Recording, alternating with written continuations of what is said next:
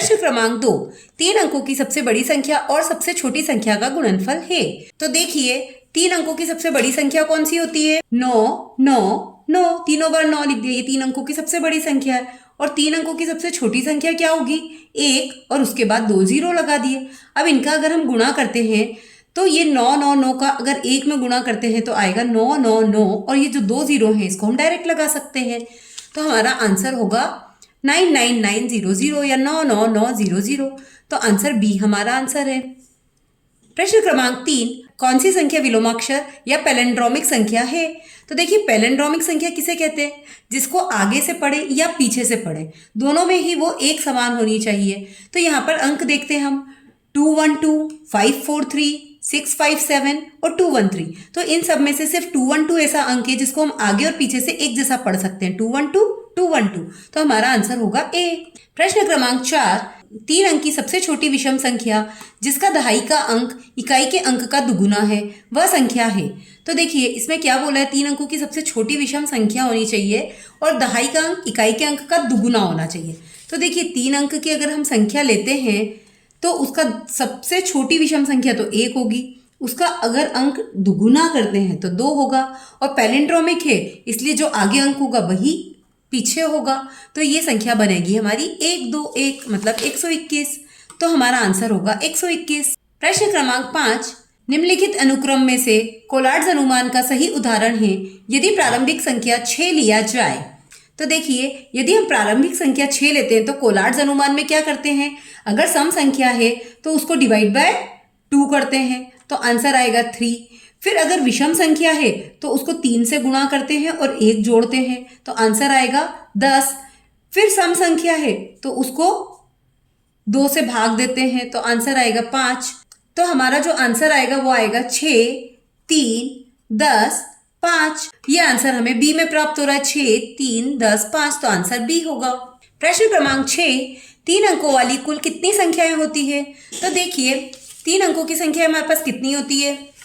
3 अंकों की सबसे बड़ी संख्या हमारी होती है 999, और 2 अंकों की सबसे बड़ी संख्या होती है 99। इनको अगर हम आपस में घटाते हैं तो हमारा आंसर आता है 900। मतलब हमारे पास 3 अंक की 900 संख्याएं होती। इसको हम एक और तरीके से ज्ञात कर सकते हैं, जैसे 3 अंक की सबसे बड़ी ली वैसे 4 अंक की सबसे छोटी संख्या ले लो, और यहाँ पर 2 अंक की सबसे बड़ी संख्या ली थी तो उसकी जगह हम 3 अंक की सबसे छोटी संख्या ले लेंगे। इन दोनों को आपस में घटाएंगे तो भी आंसर आएगा 900। हम कैसे भी ज्ञात कर सकते हैं, तो हमारा आंसर होगा डी, 900। प्रश्न क्रमांक 7, संख्या डैश को कापरेकर स्थिरांक कहा जाता है। तो देखिए हमने कापरेकर स्थिरांक के बारे में पढ़ा था कि जैसे अगर हमने 4 अंकों की कोई संख्या ली और उससे बनने वाली सबसे बड़ी संख्या और सबसे छोटी संख्या बनाई, उन दोनों को आपस में घटाया और इसी क्रम को बार बार दोहराया तो हमें कापरेकर स्थिरांक 6174 प्राप्त हो जाता है। तो ये जो 6174 है इसे ही हम कापरेकर स्थिरांक कहते हैं। तो हमारा आंसर होगा 6174। इसे ही हम कापरेकर स्थिरांक कहते हैं, 6174 को। प्रश्न क्रमांक 8, 5 अंकों की सबसे बड़ी संख्या में 1 जोड़ने पर क्या प्राप्त होता है? तो देखिए 5 अंकों की सबसे बड़ी संख्या क्या होगी? 5 बार 9 को लिख देंगे, उसमें अगर हम 1 जोड़ देते हैं तो 9 और 1 10, कैरी गया 1, 9 और 1 10, फिर गया 1, 9 और 1 10, 10 और 9 और 1 10। तो ये हमारा आंसर होगा, जो कि 6 अंकों की सबसे छोटी संख्या भी है। प्रश्न क्रमांक 9, संख्याओं को बाएं से दाएं तथा दाएं से बाएं एक जैसा पढ़ा जाता है, ऐसी संख्याएं क्या कहलाती है? तो अभी हमने देखा था कि पैलिड्रोमिक संख्याएं जो होती है उन्हें दाएं से बाएं और बाएं से दाएं एक जैसा पढ़ा जा सकता है, तो वो कहलाएंगी पैलिड्रोमिक नंबर या पैलिड्रोम नंबर। प्रश्न क्रमांक 10, संख्या 454 के अंकों का योग क्या होता है? तो देखिए हमें संख्या दी गई है 4, 5, 4। इसके अगर हम अंकों को जोड़ें, मतलब 4 में 5 और 4 को जोड़ें तो 4 और 5 9, 9 और 4 13। तो इसके अंकों का योग होगा 13। प्रश्न क्रमांक 11, यदि प्रारंभिक संख्या 10 हो तो कोलार्ड्स अनुमान के अनुक्रम का अगला पद क्या होगा? देखिए अगर प्रारंभिक संख्या 10 है तो हमें कोलार्ड्स अनुमान के अनुसार अगला क्रम पता करना है। तो अगर सम संख्या होती है तो हम भाग देते हैं 2 से, तो अगर 10 को हम 2 से भाग देंगे तो आएगा 5, तो इसका अगला पद होगा 5। प्रश्न क्रमांक 12, 39,800 बराबर 40,000 माइनस 800 प्लस डैश प्लस 300। तो यहाँ पर क्या आएगा? तो देखिए हमें संख्याएं दी गई है 39,800 और इस इधर दिया गया 40,000 माइनस 800 प्लस डैश और प्लस 300। हमें क्या चाहिए? 39,800 लाना है हमें। तो सबसे पहले तो हम क्या करेंगे? तो देखिए हमारे पास है 40,000 माइनस 800। सबसे पहले हम इसको हल करते हैं तो हमारा आंसर आएगा 39,200 प्लस डैश प्लस 300। तो इस 300 को हम इसमें जोड़ लेते हैं तो हो गया 39,500 प्लस डैश। अब कितना कम पड़ रहा है? 800 में से 500, 39,800 बनाने के लिए 39,500 हमारे पास आ गया है। तो कितना कम पड़ रहा है? 300। तो हम 300 जोड़ देंगे। प्रश्न क्रमांक 13, अंक 5, 9, 2 तथा 6 में से किसी एक अंक का 2 बार प्रयोग कर 4 अंकों की सबसे बड़ी संख्या बनाई है। हमें अंक दिए गए हैं 5, 9, 2 और 6 और कहा गया है कि किसी एक अंक का हम 2 बार उपयोग कर सकते हैं। तो हम जो सबसे बड़ा अंक है 9 उसका 2 बार उपयोग कर लेते हैं। फिर उसके बाद अंक जो है उससे छोटा 6 उसका उपयोग करेंगे, फिर 5 इसका उपयोग करेंगे और 2 को हम छोड़ देंगे। तो देखिए 4 अंकों की हमारे पास सबसे बड़ी संख्या बन गई है। तो हमारी सबसे बड़ी संख्या होगी 9,965। प्रश्न क्रमांक 14, नीचे दिए गए 3x3 के ग्रिड में कितने महाकोष्ठ हैं? तो महाकोष्ठ किसे कहते हैं? जिसके आसपास की संख्या उसकी उस संख्या से छोटी होनी चाहिए। तो यहाँ पर हम महाकोष्ठ ढूंढते हैं। ये 4 है लेकिन इसके पास में 8 है तो ये तो बड़ा है। अभी 8 है तो देखिए इधर 4, इधर 3, इधर 7, मतलब इसके सभी तरफ संख्याएं छोटी है, ऊपर कोई संख्या नहीं है, इसलिए ये एक महाकोष्ठ है। ऐसे ही 3 को देखेंगे तो देखिए ये बड़ा है इसलिए 3 नहीं हो सकता। 5 को देखेंगे तो 7 बड़ा है, ये नहीं हो सकता। फिर 7 को देखेंगे तो 8 बड़ा है इसलिए ये भी नहीं हो सकता। 2 को देखेंगे तो 4 बड़ा है इसलिए ये नहीं हो सकता। 6 तो इधर 1 है, इधर 2 है और इधर कोई संख्या नहीं है इसलिए 6 भी एक महाकोष्ठ है। फिर हम 1 को देखते हैं तो इसके तो सभी तरफ बड़ी संख्या है। फिर 9 को देखेंगे तो देखो यहाँ भी 5 छोटा है, 1 छोटा है, मतलब ये 9 भी एक महाकोष्ठ है। तो हमें ये 3 महाकोष्ठ प्राप्त हुए हैं। प्रश्न क्रमांक 15, मेघा का जन्मदिन 11 फरवरी 2011 को है। इसमें बाएं से दाएं तथा दाएं से बाएं अंकों को एक ही जैसा पढ़ा जाता है। एक और दिनांक लिखिए जिसे दाएं से बाएं और बाएं से दाएं एक जैसा पढ़ा जा सके। तो देखिए ये 21 फरवरी 2012, इसे भी हम दाएं से बाएं और बाएं से दाएं एक जैसा पढ़ सकते हैं। 22 फरवरी 2022, इसको हम पीछे से पढ़ेंगे तो भी 22 फरवरी 2022। और ऐसे ही आने वाले भविष्य की संख्याएं जैसे 21 दिसंबर 2112 या फिर 22 दिसंबर 2122, ऐसी भी संख्याएं बन सकती हैं। प्रश्न क्रमांक 16, 5 अंकों की 2 संख्याओं को घटाकर 5 अंकों की संख्या प्राप्त कीजिए। तो देखिए 5 अंकों की हम ऐसी संख्या लेंगे जिससे हमें घटाने पर भी 5 अंकों की संख्या ही प्राप्त हो। तो हमने यहाँ लिया है 8, 7, 6, 5, 4 और नीचे हमने लिया 5, 4, 3, 2, 1। 4 में से 1 घटाया 3, 5 में से 2 घटाया 3, 6 में से 3 घटाया 3, 7 में से 4 घटाया 3, 8 में से 5 घटाया 3। ऐसे ही हम और एग्जाम्पल भी ले सकते हैं। जैसे हमने ये जो संख्या ली थी उसमें से हम 10,000 को भी घटा सकते थे तो भी हमें 5 अंकों की संख्या प्राप्त होती। ऐसे हम बहुत सारी संख्याओं के एग्जाम्पल ले सकते हैं। प्रश्न क्रमांक 17, घड़ी में समय 11:11 हुए हैं। कितने मिनट बाद घड़ी अगला पैलिड्रोम दिखाएगी? तो देखिए 11:11 के बाद अगला पैलिड्रोम होगा 12:21 पर। 12:21 और 11:11 में अंतर कितना है समय का? 1 घंटा और 10 मिनट का, मतलब 70 मिनट का। प्रश्न क्रमांक 18, नीचे दी गई संख्या रेखा पर चिन्हित संख्या को पहचान कर नीचे दिए गए संख्या अनुक्रमों को पूरा कीजिए। तो देखिए हमें संख्या रेखा जो दी गई थी उसमें 46,608, 47,608, मतलब 1000 वाली संख्या को बढ़ाया गया 46, फिर 47, तो इधर आएगा 48,608 और इधर हम कम करते हुए लिखेंगे जैसे 45,608 और 44,608। प्रश्न क्रमांक 19, 1 से 100 तक की संख्याओं में अंक 5 कितनी बार आएगा? तो देखिए 1 से 100 तक की संख्याओं में अंक 5 का आना, तो हम देखते हैं 5, 15, 25, 35, 45, 55, 65, 75, 85 और 95, इन सब में अंक 5 आ रहा है। लेकिन 55 में देखिए 2 बार आ रहा है, तो ये कितनी बार हो गया? टोटल 11 बार। ऐसे ही 50 से लेकर 51, 52, 53, 54, 55 क्योंकि हम यहाँ ऊपर लिख चुके हैं इसलिए हम यहाँ नीचे नहीं लिखेंगे। 56, 57, 58, 59, तो यहाँ पर 5 कितनी बार आ रहा है? 1, 2, 3, 4, 5, 6, 7, 8, 9 बार। तो 11 और 9 मिलकर कितना हुआ? 20 बार। तो कुल मिलाकर 20 बार आएगा। प्रश्न क्रमांक 20, संख्या 84 को लेकर पैलिड्रोम संख्या बनाई है। तो देखिए संख्या 84 को लेकर तो हम पैलिड्रोम संख्या डायरेक्ट नहीं बना सकते, तो हम क्या करेंगे? 84 लिया, फिर इसके अंक उलट दिए, तो क्या बन गया, 48 बन गया। अब इन दोनों को हमने जोड़ दिया तो कितना आया, 132 आया।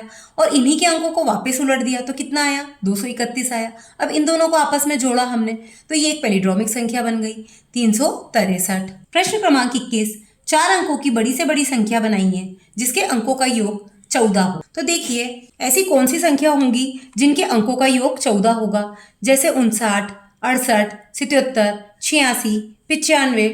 इनके अंकों को हम योग करके देखते हैं। 5 और 9 को जोड़ा तो कितना आया, 14। 6 और 8 को जोड़ा तो कितना आया, 14। 7 और 7 को जोड़ा तो कितना आया, 14। 8, 6, 14।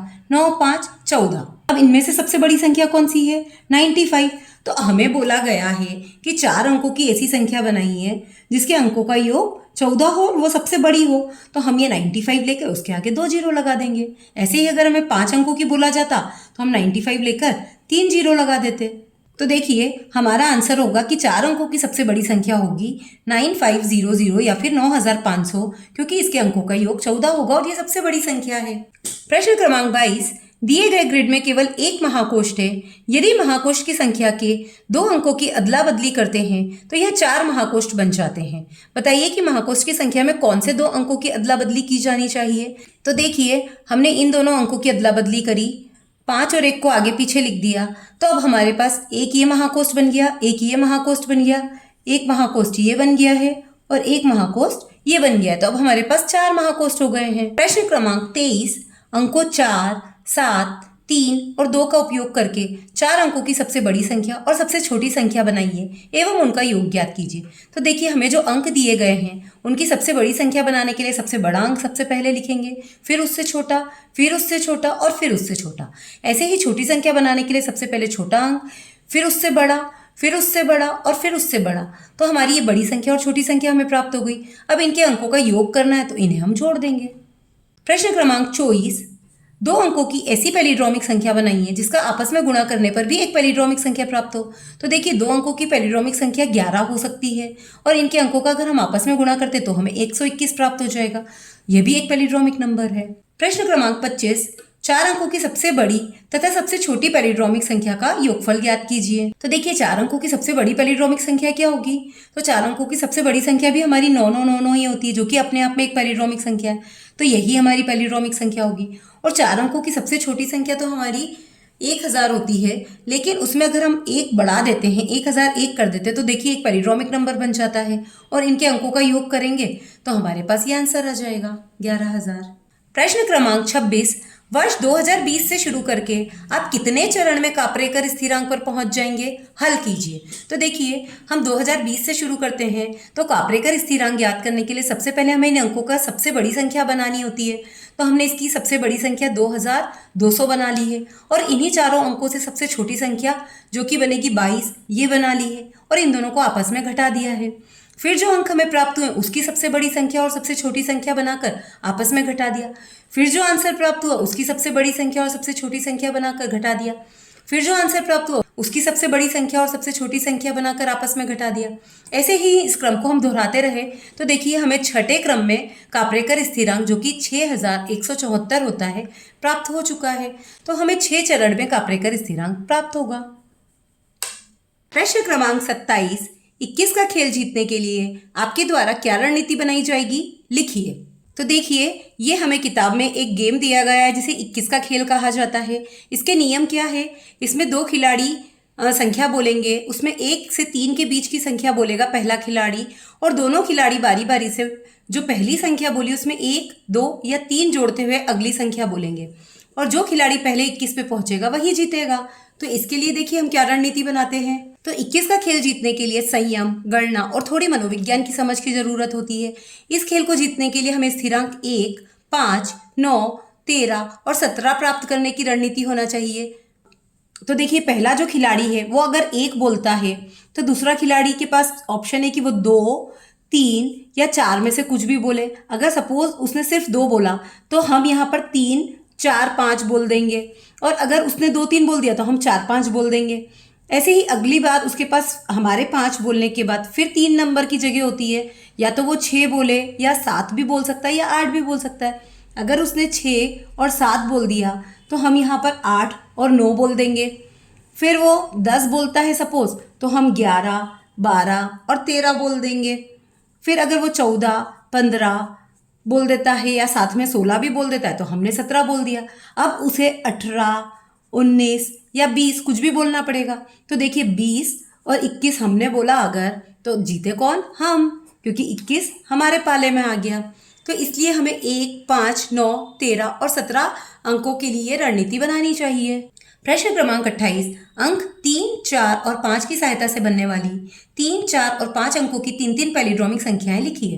तो देखिए 3 अंक की पैलिड्रोमिक संख्या के लिए हम किसी भी अंक से, इन तीनों में से किसी भी अंक से शुरू करके बीच में दूसरा अंक लिख के और वापस शुरू वाला अंक लिख देंगे।